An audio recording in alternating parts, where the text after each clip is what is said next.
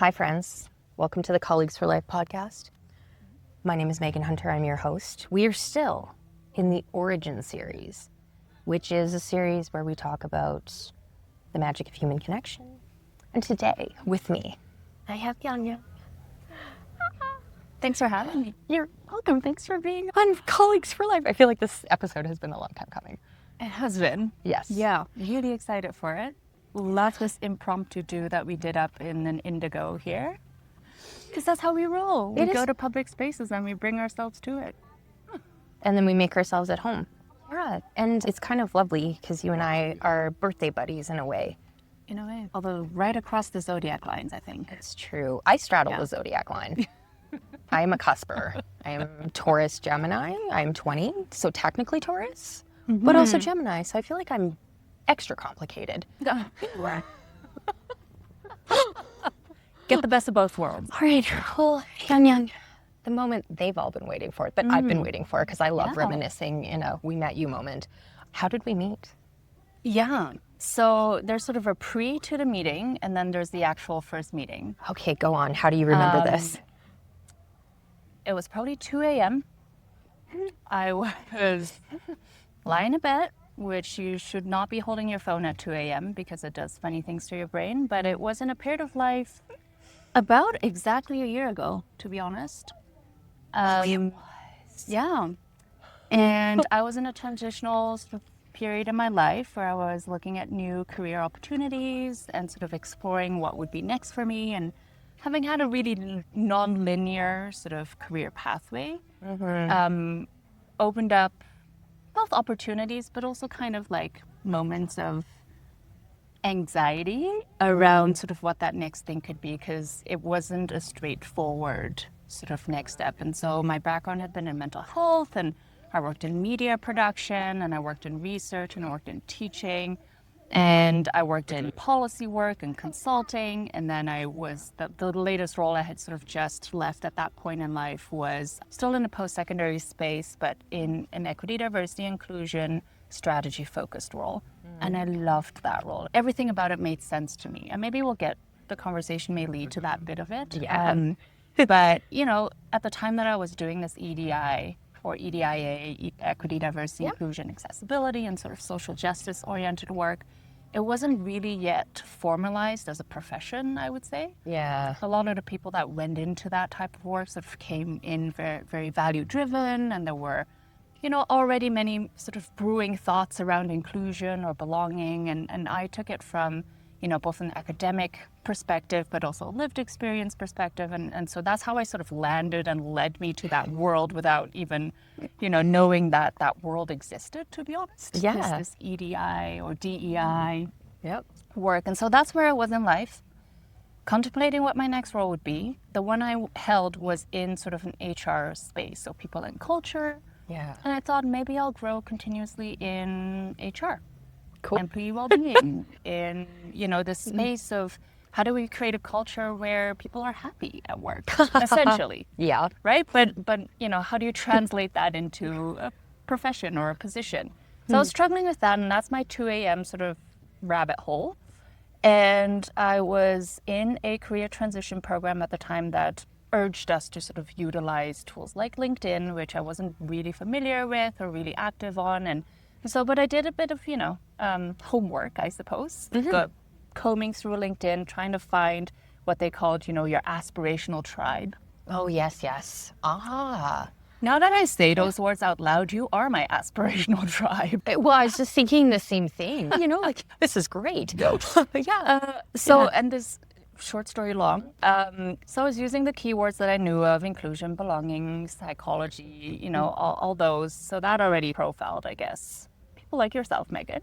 Yeah. And then I was looking particularly at one of the roles that I was pursuing. Oh, sort yes. of, applying for, and I noticed that you had held that role in the past. And so I was like, wow, there's something here. Like, I would just really love to hear your story and your experiences and so on, because as you're in the world of job applications, they all sort of start to become really similar. You start to really sort of envision what the human was that occupied that role. And so I had this beautiful opportunity to be like, hey, what was it like for you? What are maybe some of the gaps or the magic that doesn't come through on a job description, what would that story be like? And so I cold called you, essentially, just used up my, what is it, two messages a month that you get for free or whatever on LinkedIn. You could, And I was like, hey, you don't know me, but you seem like a cool human.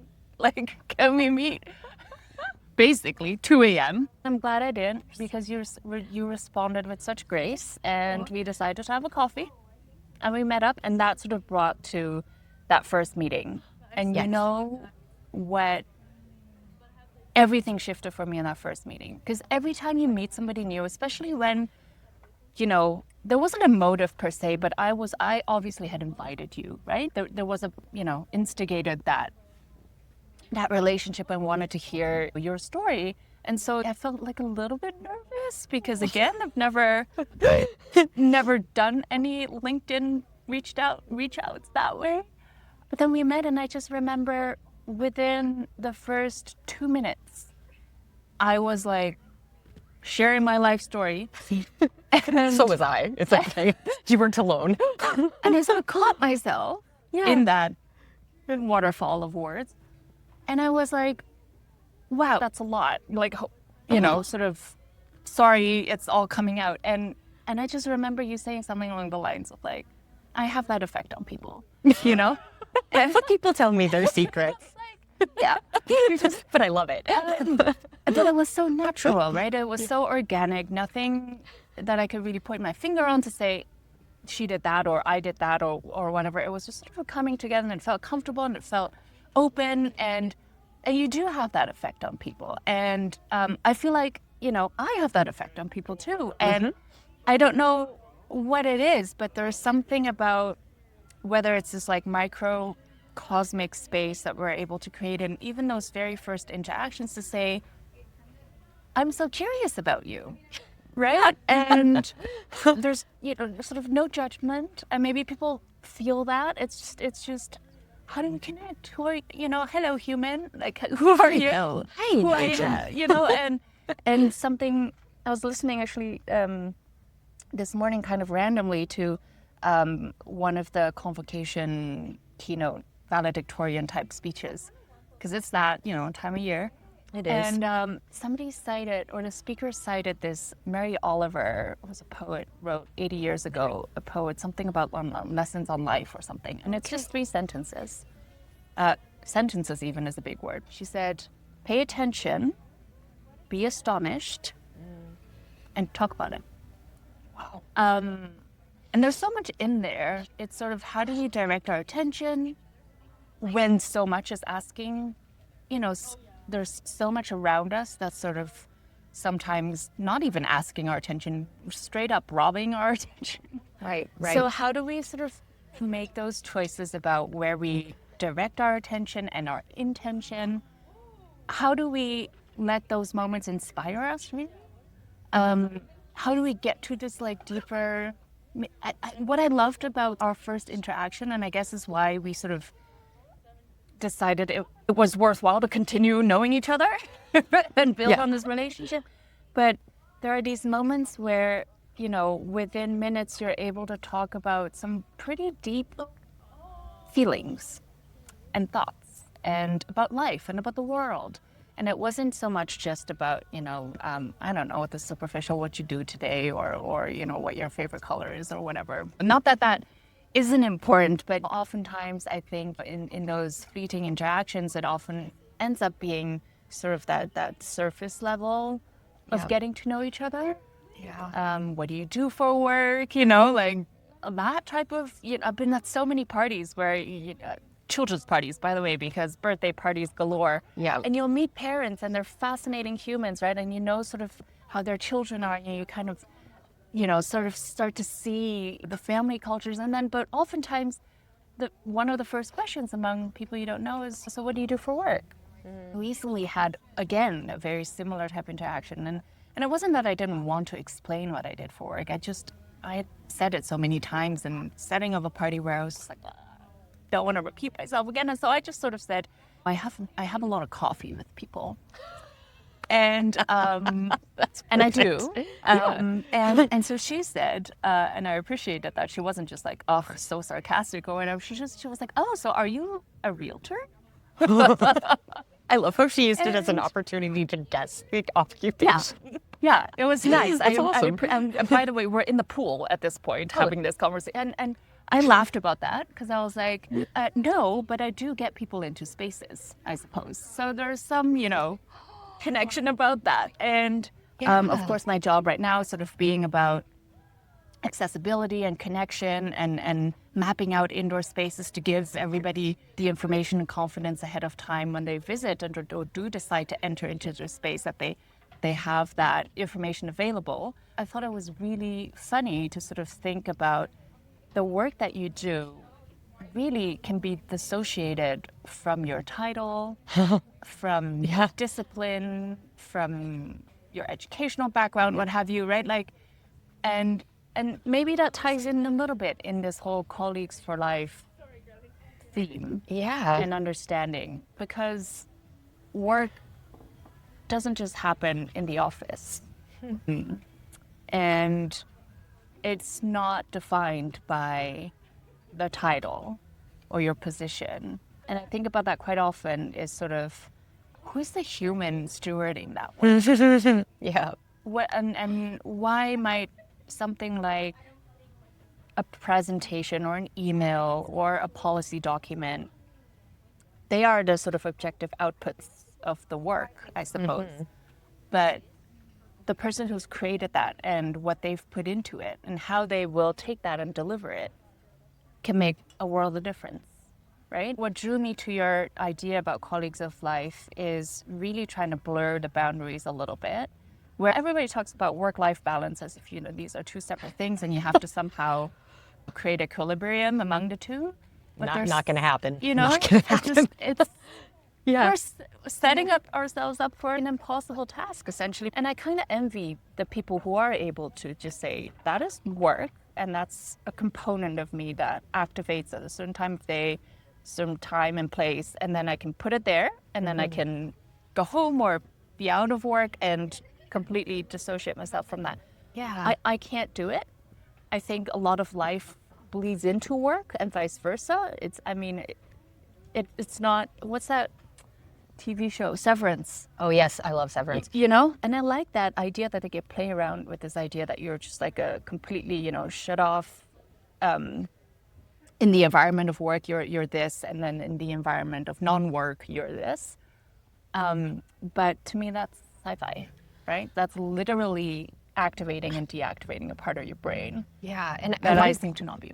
So, I also, I wonder too if there's more to that conversation in that it might depend on the kind of work you do. It might be a privilege to have the type of work that embeds itself to the way you do your life.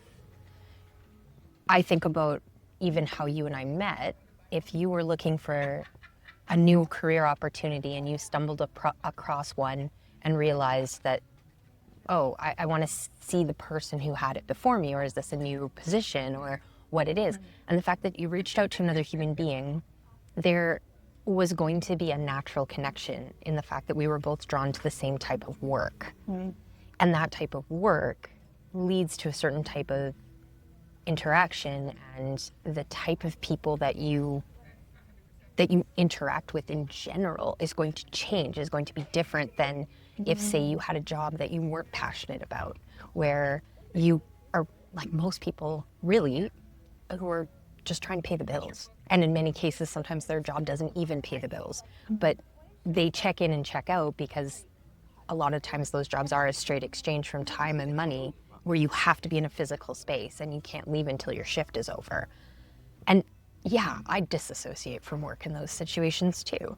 If I had a job that I was just doing because I had to, I feel like, yeah, we work because we also want to house and feed our family. I get that. And we have... And our pets. And our pets. Who need a lot. Yeah, there's a lot of hay in my garage. I have a lot of bunnies. But you know what I mean? Like there's a privilege in doing work that you love enough that honestly, I don't know if I I really mind that I'm not really ever shut off from seeing the world in a certain way, because I see that what I do can matter to people and their experience, so that their work life, in the particular work I do, so their work life doesn't have to suck as much. And I think I enjoy that part. Yeah. So I don't know, it can't be a balance for me. There's no such thing. They're not separate. Yeah, and how you describe sort of how you're feeling about your role. Yeah. And having seen you be in your role, I definitely can see that. Yeah. And I think when you come at it with joy, yeah, it's something I resonate with when I was holding sort of the equity, diversity, inclusion titles of the work. Yeah. Because I came to it with such joy. But then there's moments where I think what was difficult, or what is difficult about practicing EDIA and belonging and concepts like that in a professional setting, is that you're constantly tasked to justify that joy. Yes. Right? 100%. And as much as we can argue about the return on investment and the business case and all of those things, which there are cases for that, the reasoning behind that work didn't stem from there to begin with. It can lead to that, but it wasn't an economical justification, so to speak. Nor should it be, really. Right. But that's difficult sometimes to try and sort of fit into industries that are primarily profit-driven and capitalistic society and so on, the societies we lived in.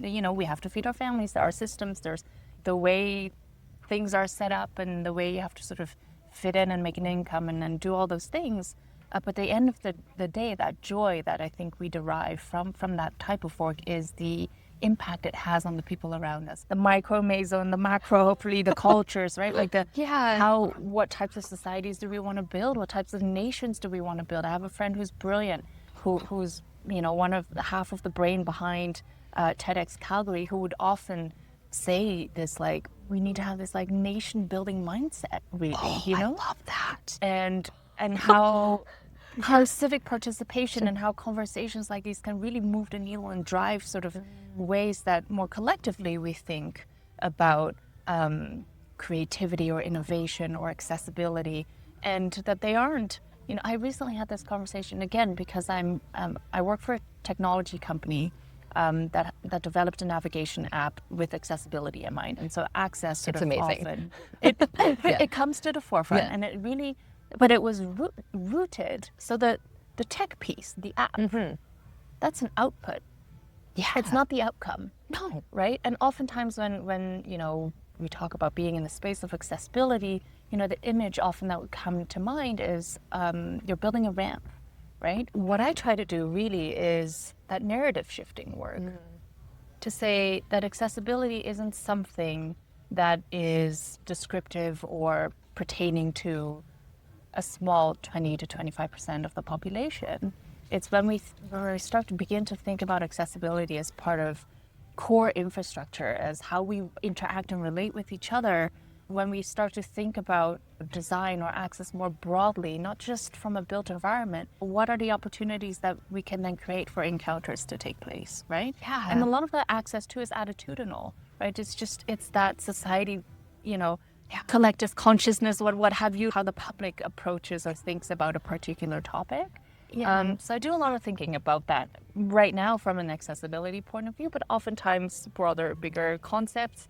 I think that's where the beauty of the work in inclusion also lies. It's having those mind expanding, concept expanding, horizon expanding conversations that allow you to see the world slightly differently that you might have not in the past. Yeah, there's something you said about how we think of a space. And what came to mind was how we design a space and for who we think will be in that space and who is included in the way we think about design of a space. And I think there's some spaces that who we think about is naturally expanded, and that anything you do for someone who has a different ability in a space will benefit everyone. A ramp benefits somebody who's maybe has a rolly backpack, but it also benefits somebody who is in a wheelchair, or somebody who is maybe has a stroller with a child. Like, there's multiple applications for the same design choice that opens the space and expands who is welcome there and who it was built for. And I think if we are only building for one type of ability, we are not really building for anyone. There's this rule that one of the co-founders of the company I work with, he has an architectural background. Yeah. And one of the rules he often talks about from a design perspective is this 80-20 rule. And I had him explain it to me once, because I was like, you say it a lot. I don't know what it means. And he basically said, quite simply, when we design with 80% in mind, which is the vast majority of our able-bodied folk, oftentimes the 20% has a barrier or is excluded in that design. Yeah. But when we design, focus on the 20% who maybe are dealing with more barriers and so on, and we actively envision those barriers away or have accommodations in place to allow for the 20% to be welcome, that space then suddenly becomes opened up to 100% of the people. Oh my gosh, I love that. I use the 80-20 rule a lot, but differently in the sense of, I think about our healthy habits. When we hold ourselves to 100% of the time, it's too much. But if we focus like 80%, we have 20% where we just kind of get to like live a little. And I love this application of 80-20 in the sense that it's not 80-20, it's the 28, it's really 20-100. When you focus on 20, you get 100%. Yeah. I think that's beautiful. Thank you for sharing that. Thank you to Aaron. Thank you to Aaron. Who lives rent-free in my brain. He will love, when he hears this, he will love that. So I wanted to circle back to how we met, that story, because I wanted to share with you what I noticed about our first meeting. Are you open to that? Oh, yes. Yeah? Okay. So I remember getting the message from you, and I was totally fine with it. I was like, oh yeah, this is a really smart application of using LinkedIn. Like, why wouldn't you look up the person who had the job before you and reach out to them? But anyway, it was kind of an interesting process. So you and I met, and immediately I was like, oh my gosh, we're both golden retrievers. And I just instantly got that energy. And I think there's very few times in life where you get mirrored back things that other people have told you about yourself, but you've never had the opportunity to experience. And it felt so good. And I was like, our tails wagging. We're just like, yeah, let's get excited. I just met you, but here's my story. Here's my story. Oh, fun. Cool, go on. Oh, there's more. And then we had our moment of like vulnerability hangover, and we're like, was this okay? Like that was a lot, yeah. And then we're both like, that's okay, you got more? Okay, let's keep going. So I just felt like I have been in Calgary 10 years this June. And it wasn't until last year that I really felt like I had found the people. I met a couple of them along the way, but I feel like meeting you honestly made me feel at home in this city in a way that I haven't felt since moving here in 2016. Oh gosh, that's so beautiful, because me too. Oh. And I'm not sure I told you this, but I'm in my exact sort of 10-year anniversary in Calgary too. So no, call it stars aligning, call it whatever you want to call it, but there's a little bit of a goosebump moment. Yeah. There's a book. We both have young children in our lives, being mums. Yep. And so I read a lot of kids' books, and there's one that I've read multiple times, and that sort of keeps coming back. I read it for me. Oh. And it's called Ping. P-I-N-G, sort of the ping to the pong. Okay. And I think the author is Ana Castillo, but I'm going to have to look it up again. Beautiful drawings, watercolor drawings, beautiful sort of idea behind it. And it's really just this little blob of a human pinging out into the universe, whether it is love or grief or connection, just pinging. And it could be in the form of a conversation, or it could be in the form of a gift, or it could be in the form of, coffee. Yep. Time. And the essence of that book, though, was to say you can ping. That's within your control. It's just you can't control what comes back. Right. The pong part. Oh, I love And that. sometimes it might never come, and sometimes it comes instantly, and sometimes it takes years, right? And but don't let that discourage you from pinging out into the universe. Essentially, is And she does a way better job of storytelling and sort of narrating through this. But what I got from that book was essentially allowing yourself to lean into take those chances, lean into that vulnerability. You might not get a response. You might get a negative response. You might get rejected. You might get what have you. But that is not in your control. What is in your control is responding to that urge to reach out. I'm glad I did.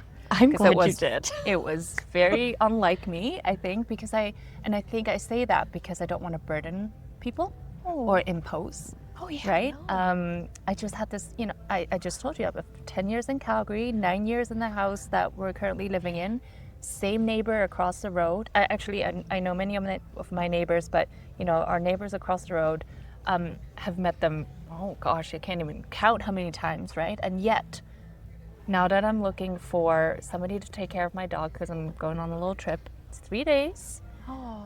And it took me probably mulling over, do I ask Gabby across the road if, he could take care of my dog? I probably asked myself that, mulled it over for hours before I actually wrote the text.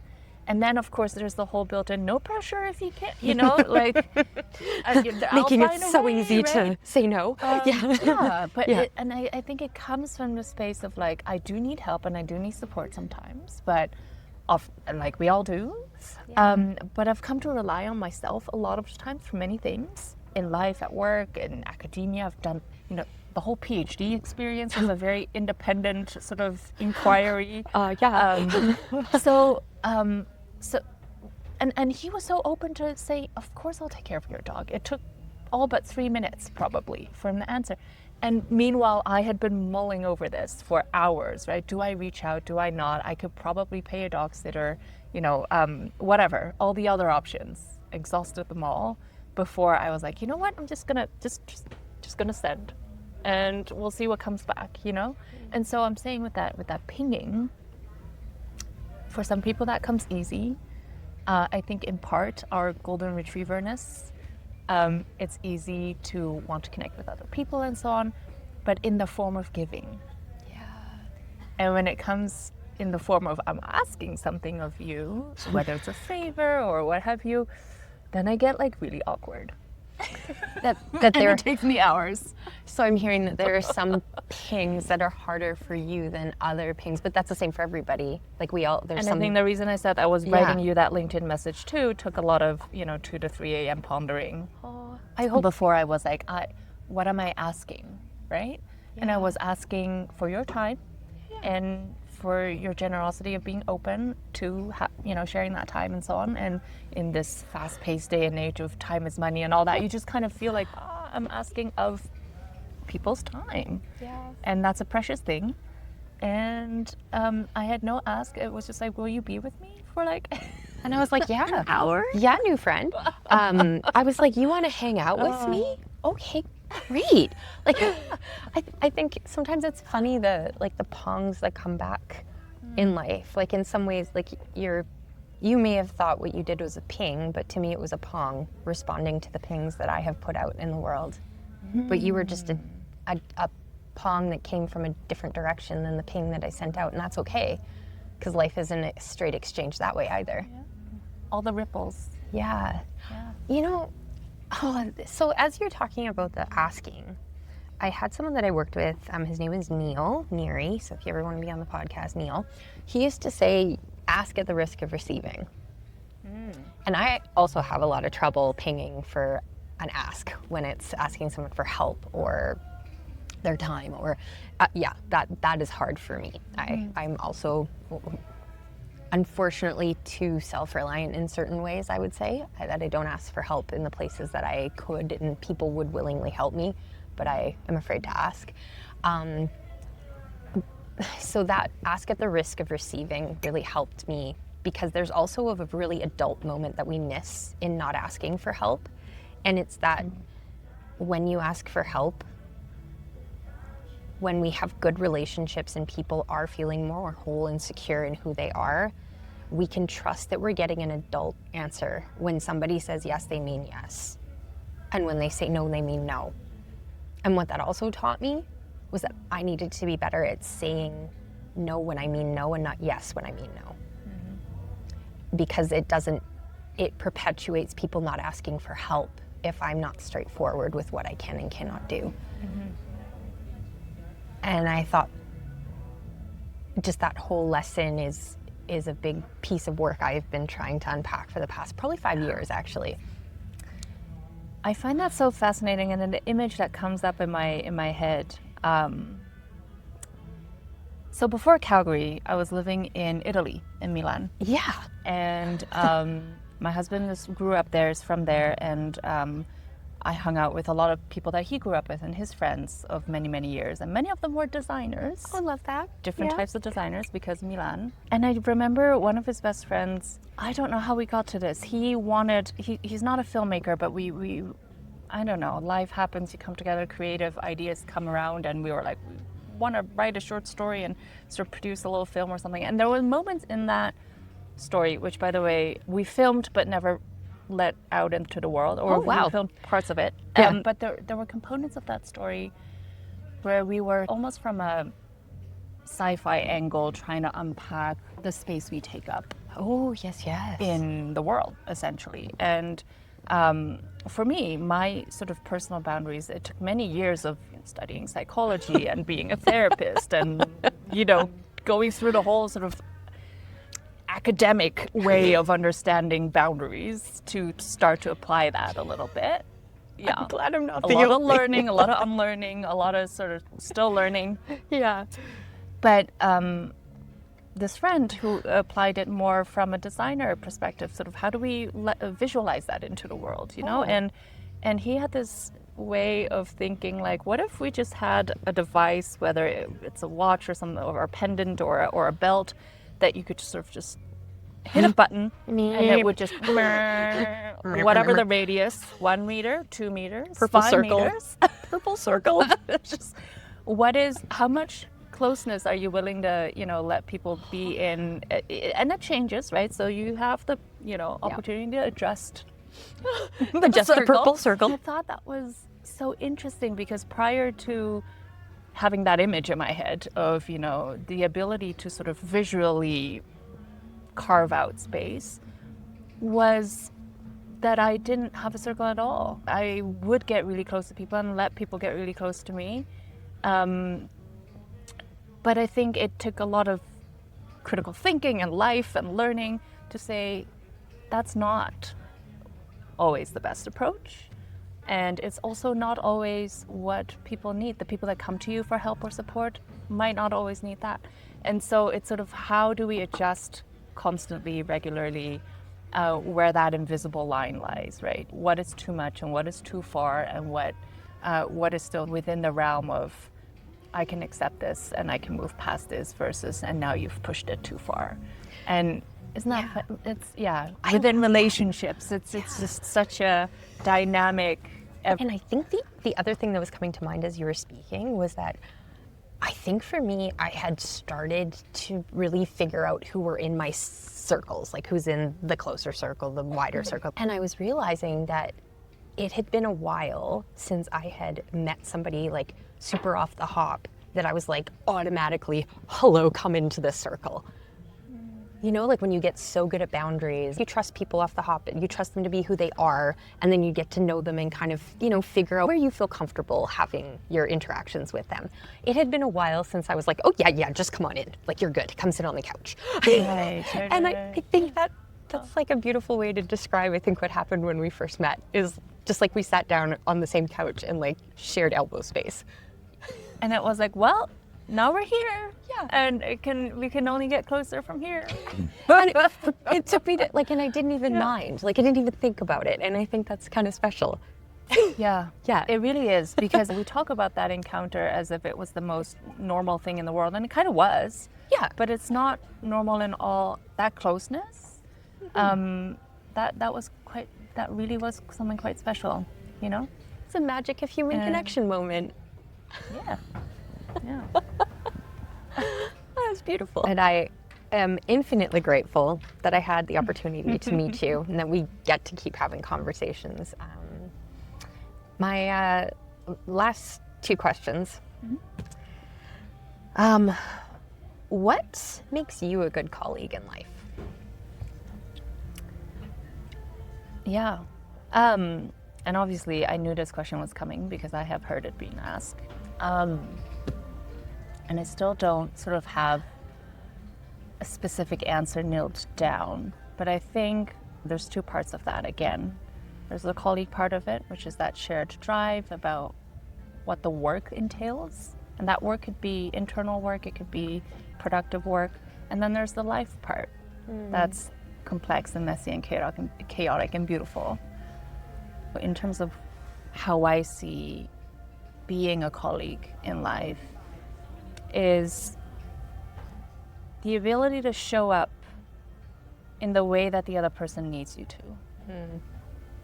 And know that, this is going to sound really cliche, I think, but again, to pay attention and to bring care. And that care can take in all its forms, as we talked about. Sometimes that care is in the form of boundary or in the form of a response that may not present itself in that moment as if it is positive, but you have the other person's best interest at heart. You support them as much as you can in their journeys.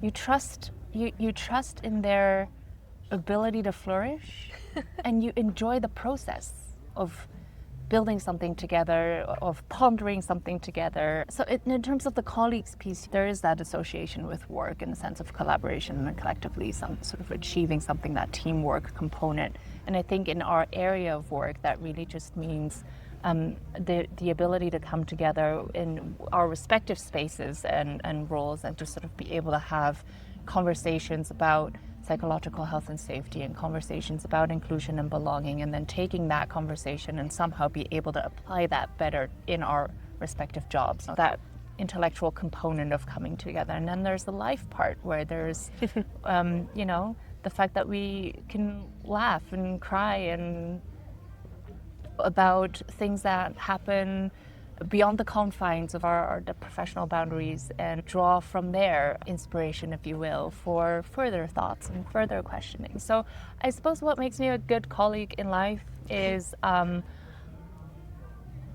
give people a sense of inquiry, of staying curious, I think, or at least I hope. And that one conversation may let them to see something in the world they might have not noticed in the past, or to be energized in whatever it is that they're doing. So I hope I have that impact on people, whether it's through caffeinating them, or bringing a lot of snacks. My colleagues will know I bring snacks all the time. And so what do you think makes a good colleague? What do you look for in a colleague? Well, I can say that with really sort of concrete experiences of incredible colleagues that I've had, and I think, but I'm so privileged that I get to just literally walk into work every day, and just be like, "Hello, we're here," and to sort of like feel happy, and there's lightness to it all, and I think it is because I have colleagues who share that sort of level of interest and care in who I am as a person. Yes. And are willing to go on little tangents and rabbit holes and explore ideas and so on. I think that the colleagues in my life that I've always really appreciated are those who sort of are willing to share their inspirations and ideas and feel comfortable in doing that, and so that we can spark something beautiful together along the way. And we'll take the time to sort of sit with that, as opposed to, I this is how I've always done it, and it works, or however, and so this is just how I'm going to continue. This is the process. Rather than sort of being a little bit more open and curious. And those are the colleagues I've always really, really appreciated, is that openness and curiosity. It's led to it's led to just the things that make work don't feel like work. You love what you do, you'll never work a day in your life. Isn't that what they say? That's correct. Yeah. That's So- so beautiful. Thank you. Many more thoughts, I'm sure. I Yeah. don't know if we hit all the notes. What I hope you, I guess, take away from this, without being in the space with us, isn't necessarily a new nugget of knowledge. I'm not sure people are really like learning particular. It's not an informational sort of transaction, but that you get a sense of what that experience is like. Having an experience, I think, that just feels profoundly comfortable. And I hope that people can find that in your families, in your lives, at work, is to achieve a level of comfort of knowing that however you're going to show up, whatever you're wearing, however your hair is that day, it doesn't matter, whatever you're dealing with, that you're going to show up in that space and that you're going to be fine, and that there will be people around you that are going to be absolutely fine with that, whatever it is that you need. Yangyang, thank you for being here today. Thank you Yeah. for the conversation. No, thank you. I've been looking forward to this for a long time. And I will be remiss if I don't mention at least one thing that my kiddos say, because Yeah. I love these little humans. One of them the other day said, "Will you bring this artwork or stickers, collage? Will you bring it to show the people in your work home?" Cute. And, I don't think he understood the concept of an office per se, but, again, to that boundary between work and life and colleagues and non-colleagues. I think, and this is what drove me to our respective areas of work, is to be able to build a culture of care and belonging, Yeah. that work may start to feel like home in some sense. It's never going to be the same, and I wouldn't want it to be the same. Yeah. But whatever is homey about home, I hope that that's, the cultures that we can build in workplaces. Yeah. Thank you so much for being here with us on our conversation journey. And Yangyang, thank you for being here. Until the next time. Until the next time. Yeah. All right. Until next time, friends, stay collegial.